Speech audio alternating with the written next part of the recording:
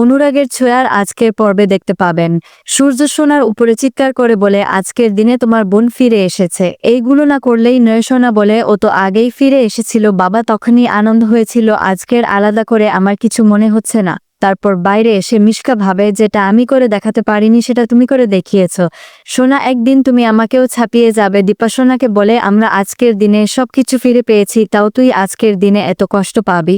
সোনা বলে আমার জন্য কোনো কিছু পাল্টায়নি মা, আমি ভুলতে পারবো না, তুমি আমাকে মারতে চেয়েছিলে, তুমি রূপাকে বেশি ভালোবাসো মা। তখন দীপা বলে তোর চিন্তা ভাবনাকে আমি কি করে পাল্টাবো বল, আমি তোর জন্য মরে যাব। তারপর বাইরে এসে সূর্য সোনাকে বলে আমি ভাবতাম নিজের মাকে দূরে ঠেলে দিয়ে নিজের বোনকে হারিয়ে তুই অনেক কষ্টে আছিস, সেই জন্য বারবার অসুস্থ হয়ে পড়িস, কিন্তু আজকে বুঝতে পারলাম তুই স্বার্থপর, তুই নিজের ভালো ছাড়া আর কোনো কিছু ভাবিস না।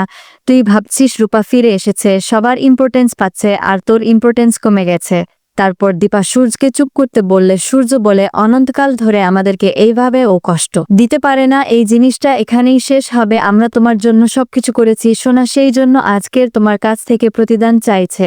আজকের দিনটা তুমি এইভাবে নষ্ট করবে না। তারপর সোনা মনে মনে বলে আরিয়ানকে আমার কাছ থেকে নিয়ে নিয়েছো তুমি, পাতা মেয়ে, আজকের বাবাও তোমার জন্য আমার সঙ্গে এরকম ভাবে কথা বলছে। তারপর ঘরে এসে চারু সোনাকে বোঝায় আমি আমার বাবা মাকে হারিয়েছি, তুমি সবকিছু পেয়ে হারিও না, আর আমার এখান থেকে চলে যাওয়াটাই ঠিক, পৃথিবীর সবাই ভুল আর তুমি একা ঠিক, এটা হতে পারে না। তারপর চারুর কথা শুনে সোনা বাধ্য হয়। দিগবং আসলো আর সেখানে সাক্ষ্যদীপ, দীপা আর সূর্যর জন্য অনেক বড় করে একটা পার্টি রেখেছে।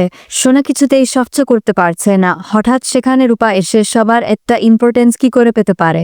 কিন্তু তখনই মাথা গরম হয় যখন দেখতে পারে আরিয়ান ক্রিসকে দিয়ে রূপাকে বাইরে ডেকে পাঠায়। পরবর্তী পর্বে রূপা সোনাকে সবার সামনে একটা থাপ্পড় মারলে সোনা বলে তোমার এত বড় সাহস, তুমি আমার গায়ে হাত তুলেছ। তখন রূপা বলে তুমি কোন সাহসে আমার মাকে ধাক্কা দিয়েছ, মা কয়েকদিন হলো সুস্থ হয়েছে। মিশকা তারপরে সোনাকে ফোন করে বলে তুমি যা চাইবে তাই হবে, আমার কাছে একটা উপায় আছে। বন্ধুরা আপনাদের মতামত কি কমেন্ট করে জানান, আর পরবর্তী আপডেট পেতে অবশ্যই আমার চ্যানেলটি সাবস্ক্রাইব করুন।